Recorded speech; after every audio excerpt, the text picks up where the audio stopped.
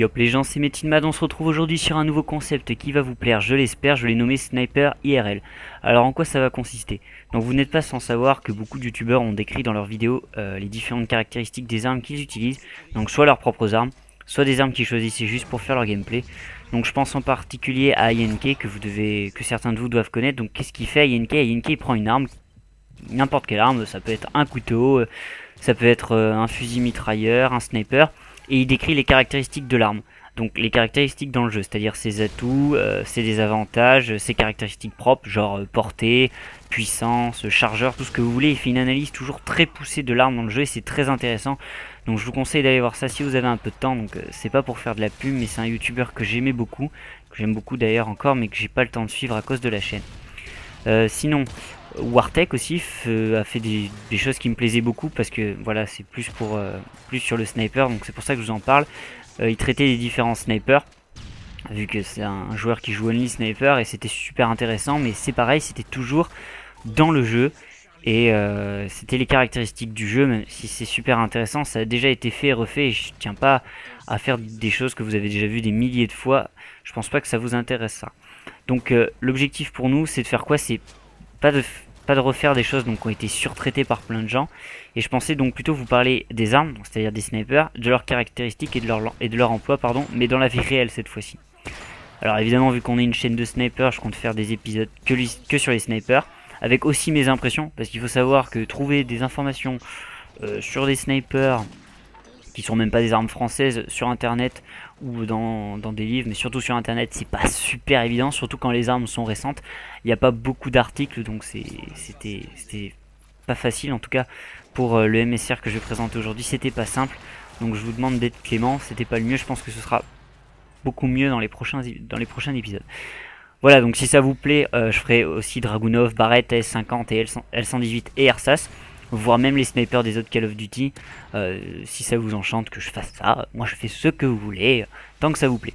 Donc le but, c'est pas non plus de faire un truc trop chiant à écouter, hein, on n'est pas en cours d'histoire-géographie, je pense que vous en avez déjà, déjà assez dans la semaine, donc on va pas en rajouter, c'est juste pour que vous connaissiez un peu mieux vos armes favorites et donc le rapport avec la vie entre guillemets de tous les jours, même si c'est pas des armes qu'on utilise tous les jours, c'est quand même plus sympa je pense.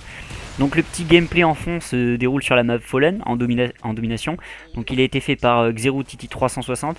Il est vraiment cool, donc il fait un peu de tout, hein. Il attaque, il défend, il joue aussi Magnum, il tue peut-être des mecs au couteau, il lâche des mecs au couteau pardon, il lâche des killstrike.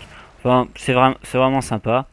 Vous allez voir, c'est pas non plus un gameplay de fou, mais c'était histoire d'avoir un support vidéo pour faire le commentary. Donc évidemment pour chaque sniper que je traiterai, je mettrai une vidéo, un gameplay de sniper, donc du sniper concerné. Si c'est sur la S50, ce sera la S50, si c'est sur le L118A, ce sera le L118A, vous avez compris le principe.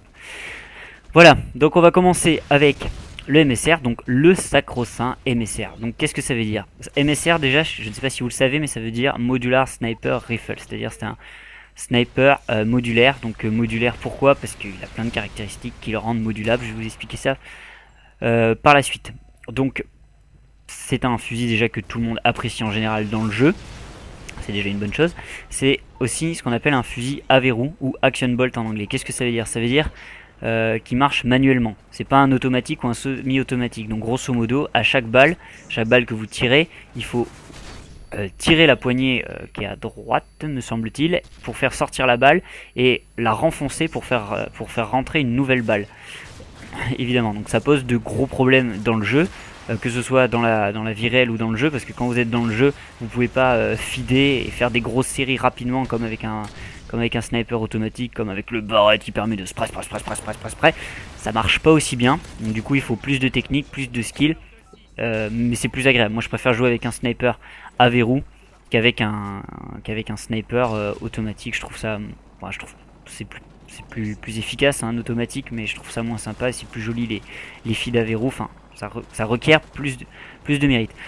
Donc au niveau réel, vous allez me dire, mais vu que les armes automatiques ont été développées, pourquoi est-ce qu'on sort encore des snipers automatiques et semi-automatiques? Alors il y a plusieurs raisons. Déjà il y a une raison culturelle et traditionnelle, si vous voulez. On faisait des armes à verrou au début pour les snipers ou pour les fusils, ce qui fait qu'on a gardé ça. Et puis ensuite au niveau de leur utilisation pour le sniper, je sais pas si vous êtes au courant, mais dans la vie réelle on rush pas. On rush pas avec un sniper, on fonce pas dans le tas en essayant de tuer les mecs, parce que si on tombe face à un gars avec une M60 avec un chargeur de 300 balles, je vous assure que vous allez pas gagner, même si vous êtes rapide, et même si le sniper est léger à lever.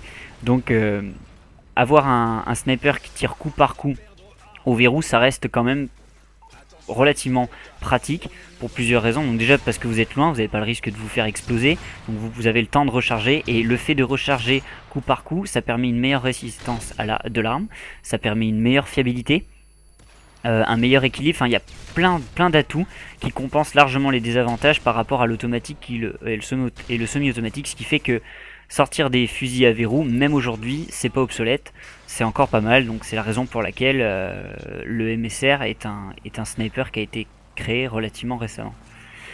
Voilà. Donc au niveau de l'historique de l'arme, le MSR a été développé relativement récemment, et il est produit par la Remington Arms. La Remington Arms, c'est une société américaine, c'est d'ailleurs marqué dessus, je sais pas si vous avez remarqué, on le voit quand vous avez votre fusil, votre sniper pardon, dans les mains, c'est marqué sur la gauche, pardon, je sais pas si vous y avez fait attention.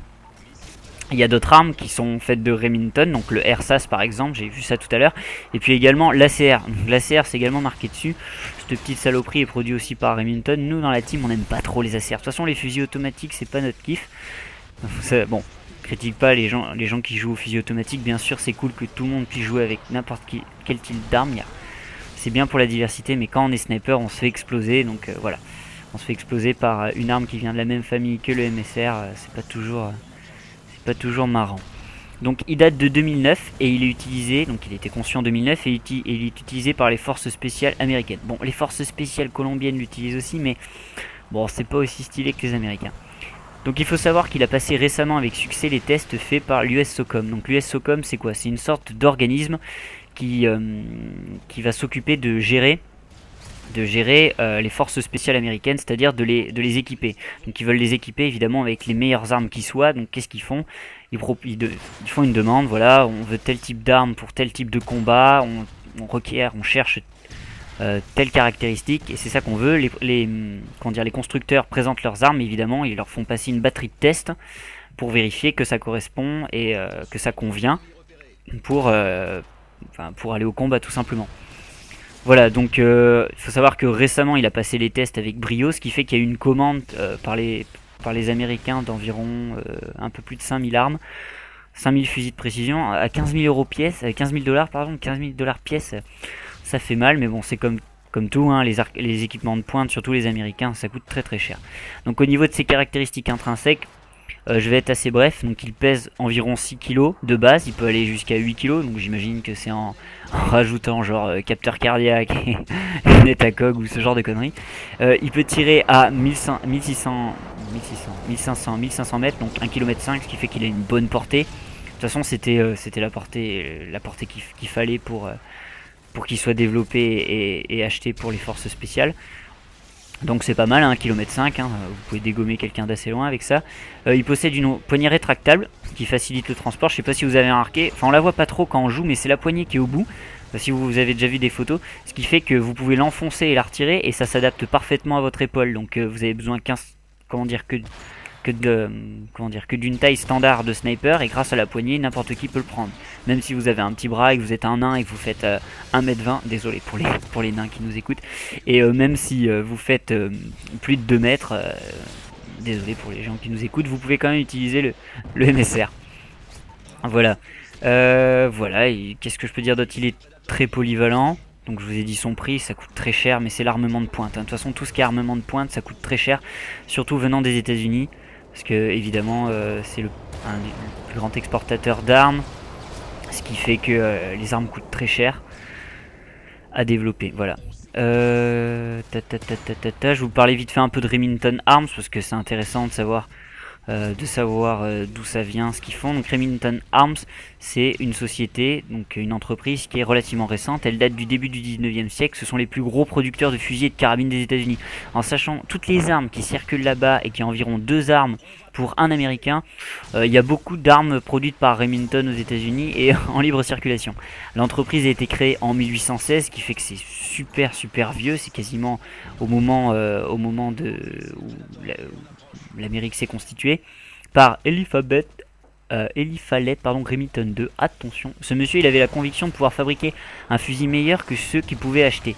Donc il venait d'une région où les fermiers étaient réputés pour leur autonomie et leur autosuffisance. Grosso modo, ils produisaient eux tout seuls, enfin ils produisaient plein de choses tout seuls. Et donc il pensait pouvoir faire produire quelque chose lui-même beaucoup mieux que ce qu'il pouvait acheter. Donc de ce fait, il a fondé Remington.